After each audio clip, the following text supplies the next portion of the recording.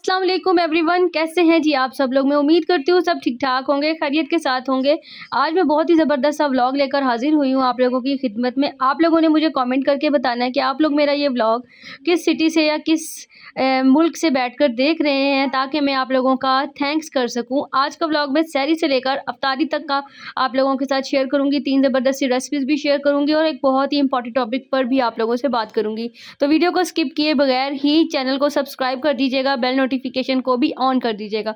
हमारी पिछली वीडियो का थैंक्स जाता है अनम व्लॉग्स को, जिनका ताल्लुक टंडो आदम खान से है, और सुंदस जो कि आरिफवाला से हैं, और आयशा तोकीर जो कि लाहौर से। और आयशा ने तो सबसे मज़ेदार सा कमेंट किया था। उन्होंने कहा था हम आपका व्लॉग अपनी आंखों से ही देख रहे हैं। तो मुझे इतनी हंसी आई कि सब व्लॉग्स आंखों से ही देख। सच में मैं बड़ी उदास बैठी हुई थी, लेकिन उनका कमेंट पे जब मैंने पढ़ा तो मुझे फेस पे ना एकदम से स्माइल आ गई और मेरा मूड भी काफ़ी अच्छा हो गया। तो thank you so much Ayesha Toqeer, आपका इतना अच्छा कमेंट करने के लिए। इसी तरह से प्यारे प्यारे कमेंट्स आप लोग करते रहा करें।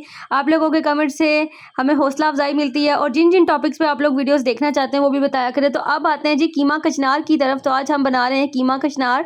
तो उसके लिए सबसे पहले जी मैंने ऑयल के अंदर अच्छे तरीके से कीमे को फ्राई किया, लहसुन अदरक और हरी मिर्च के साथ। उसके बाद हम लोगों ने जब कीमे का कलर चेंज हो गया, इसके अंदर थोड़ा सा ज़ीरा भी ऐड कर दिया था और कीमे को थोड़ा सा भूना। कलर चेंज होने के बाद इसके अंदर हमने ऐड कर दी थी प्याज, और अब हम ऐड करेंगे इसके अंदर टमाटोज़। प्याज को भी हम लोगों ने थोड़ा सा कलर चेंज होने तक पकाया, और उसके बाद हम लोगों ने इसमें टमाटोज़ ऐड कर दी। अब हमने इसके अंदर ऐड करने हैं हल्दी, गरम मसाला पाउडर, क्रश चिली, धनिया पाउडर, गरम मसाला पाउडर और नमक। इसके अंदर और कोई भी ख़ास स्पाइसेस नहीं जाएंगे। लहसुन अदरक जो स्टार्ट में डाला था उससे बहुत अच्छा इसका टेस्ट आता है। इसको अच्छे तरीके से हम लोगों ने कीमे को हिला जुला के रला मिला के अच्छी तरीके से भून लेना है। जब घी सेपरेट हो जाएगा तो इसको पानी डालकर थोड़ा सा दम पे रख देंगे।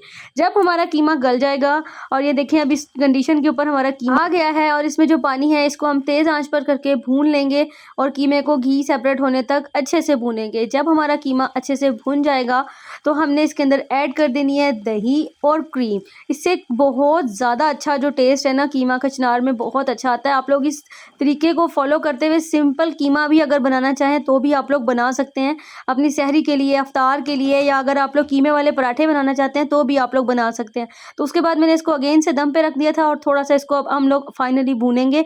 और इसके अंदर मुझे थोड़ी सी क्रीम कम लग रही थी, तो मैंने क्रीम भी थोड़ी सी और ऐड कर दी, ताकि इसका जो फ्लेवर है ना इन्हेंस होकर आए और बहुत मज़े का फ्लेवर आए।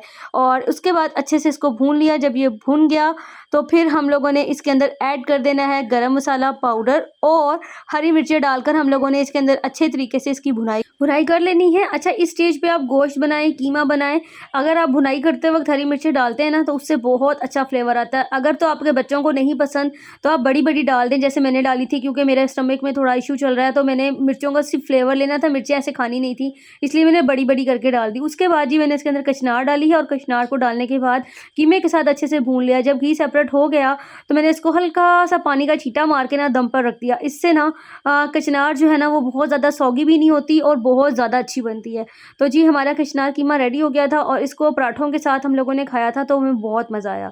उसके बाद नमाज़ वगैरह पढ़ने के बाद, तस्बीह पढ़ने के बाद मैं सो गई थी, और सो के उठी हूँ तो मुझे ये वाला पार्सल एक भिजवाना था। और इन्होंने ना मुझे कहा था कि हमें कुछ ऐसे इयरिंग्स चाहिए जो कि ना सेलिब्रिटी की, उन्होंने मुझे पिक्चर सेंड की थी सोनम कपूर की, और उन्होंने कहा था कि मुझे ये वाले ना झुमके चाहिए। अच्छा, इन झुमकों के लिए ना मैंने बड़ी एफर्ट की, क्योंकि मैंने फर्स्ट टाइम बनाना था और मुझसे इसकी ये वाली फॉल नहीं बन रही थी। तकरीबन 3 से 4 मरतबा इसको खोला और फिर इसको बनाया। तो बस कहते हैं ना मेहनत ज़रूर रंग लेके आती है, तो इसी तरह से मेहनत रंग ले आई, सब्र का भी फल मिल गया। जिन्होंने के ये ऑर्डर था वो एक भाई साहब ने ऑर्डर दिया हुआ था, तो उन्होंने अपनी मदर के लिए बनवाए थे। उन्होंने भी बड़ा पेशेंस रखा, क्योंकि मैंने इसको जब बनाया फिर ख़राब किया, फिर बनाया फिर ख़राब किया, और फिर जब फाइनली बन गया तो बहुत ज़्यादा अच्छा लग रहा था। उसके बाद जी मैंने इसकी पैकिंग की, ताकि मैं इसको टाइमली जो है वो डिलीवर करवा सकूँ। उसके अलावा भी 1-2 पार्सल्स जो मुझे पैक करके भिजवाने थे। तो पता है जब सर के ऊपर काम हो और किसी ने ऑर्डर दिया और वो ऑर्डर जो है वो आपका लेट हो रहा हो, तो मुझे तो बहुत टेंशन होती है। मुझे नहीं पता कोई स्मॉल बिज़नेस ओनर मेरी वीडियो देख रहा है कि नहीं देख रहा है, लेकिन मुझे तो बहुत ज़्यादा टेंशन होती है।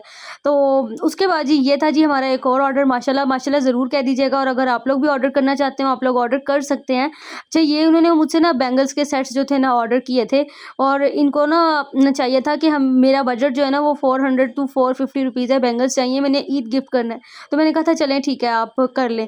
तो इसी तरह से होता है कि हम कस्टमर से उनकी डिमांड और उनकी हर चीज़ पूछ लेते हैं, उसके बाद फिर जो है ना उनका ऑर्डर रेडी करके तो भिजवाते हैं। तो मुझे ऐसा लगता है कि अगर आप कोई भी बिज़नेस ऑन कर रहे हैं ना, तो आपकी और आपके कस्टमर्स की बॉन्डिंग अच्छी होनी चाहिए, तभी आपका काम जो है वो अच्छा चलता है। तो अल्लाह का शुक्र है इतने सालों में मुझे जितने भी कस्टमर्स मिले हैं वो सब के सब बहुत ज़्यादा अच्छे मिले हैं। कभी-कभी होता है कि कोई बीच में से एक आधा कस्टमर ऐसा निकल आता है जो कि बहुत ज़्यादा जिसको कीड़े निकालने की आदत होती है, या फिर उसको कोई चीज़ पसंद नहीं आ रही होती। अदरवाइज़ अल्हम्दुलिल्लाह मेरे कस्टमर्स बहुत अच्छे होते हैं, बहुत सारे कस्टमर्स ही मुझे बहुत अच्छे मिलते हैं, और ये वाली कस्टमर्स तो मेरी वैसे ही बहुत अच्छी थी।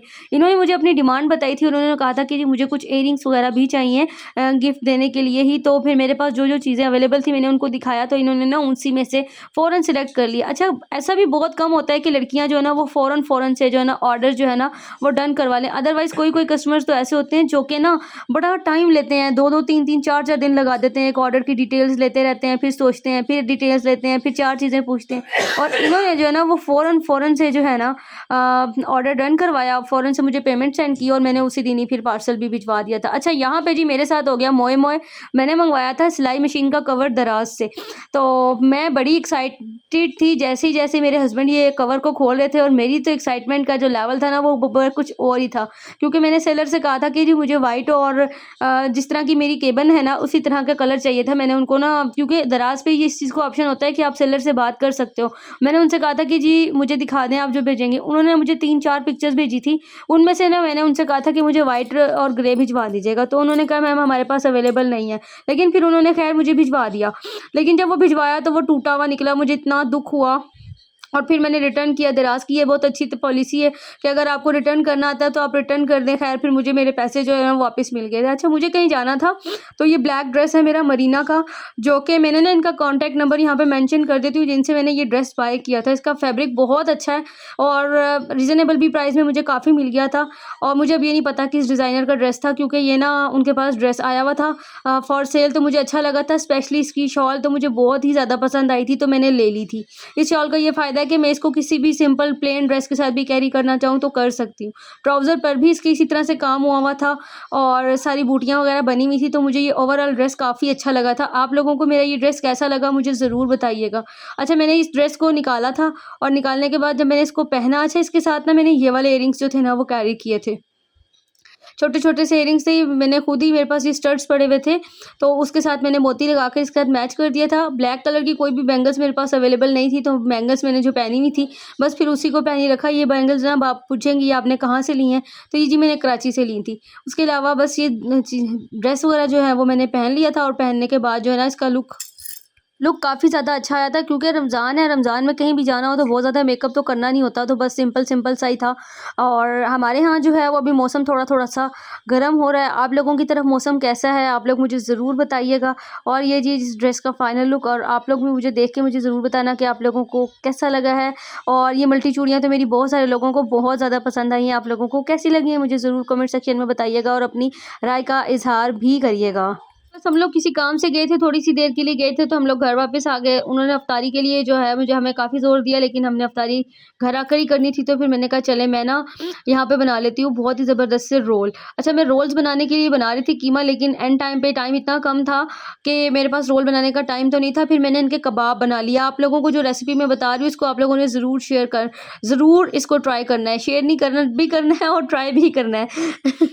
अच्छा, कीमे को ना पहले मैंने सिंपल ऑयल के अंदर जो है ना हरी मिर्च के साथ फ्राई कर लिया। फ्राई करने के बाद मैंने इसके अंदर डाले था लहसुन अदरक वगैरह नहीं कुछ भी डाला, आप डालना चाहे तो डाल सकती हैं। साथ ही मैंने इसके अंदर ज़ीरा डाला, कुटी हुई लाल मिर्च डाली, हल्दी डाली, सूखा धनिया डाला, और अच्छे तरीके से कीमे को भून लिया। जब कीमा भून गया तो इसके अंदर थोड़ा-सा मैंने चिकन पाउडर ऐड करके सारी वेजिटेबल्स ऐड कर दी। वेजिटेबल्स में मैंने लिया है बंद गोभी और गाजर। उसके बाद ना मुझे बाद में याद आया कि मैंने इसके अंदर शिमला मिर्च भी डालनी थी, तो फिर मैंने शिमला मिर्च भी ऐड कर दी। कीमे के अंदर पानी बिल्कुल नहीं होना चाहिए। जिस स्टेज पर आपने वेजिटेबल्स डाली हैं, बस आपने भुनाई करते वक़्त इसमें डाल देनी है और अच्छे तरीके से तेज़ ऑयल के अंदर जो है ना, तेज़ चूल्हे के ऊपर आपने इस वेजिटेबल्स को फ्राई करना है और उसके बाद आप लोगों ने इसमें बॉयल हुए हुए आलू डाल के इसको मैश कर देना है। चाहे तो मैश करके डाल दें, चाहे तो ऐसे डाल दें। मैंने ऐसे डाल के भून लिए थे आलूओं को कीमे के साथ। ओके, मैश किए हुए आलूओं को कीमे के साथ भूनना मुझे थोड़ा मुश्किल लगता है, इसलिए फिर मैंने आलूओं को पहले भून लिया और उसके बाद फिर मैशर से मैश करके मज़ीद भून लिया और एट द एंड जब मैंने चूल्हा बंद करने लगी थी, उस टाइम पर मैंने इसके अंदर soya sauce, chilli sauce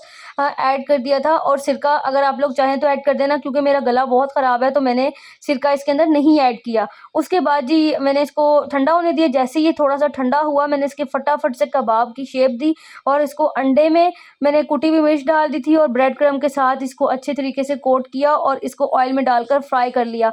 trust me, ये बहुत ज़्यादा यम्मी बने थे, सबको हमारे घर में बहुत पसंद आए थे और इसको इमली की चटनी और हरी चटनी के साथ मैंने सर्व किया था। साथ-साथ बन रहे थे पकोड़े।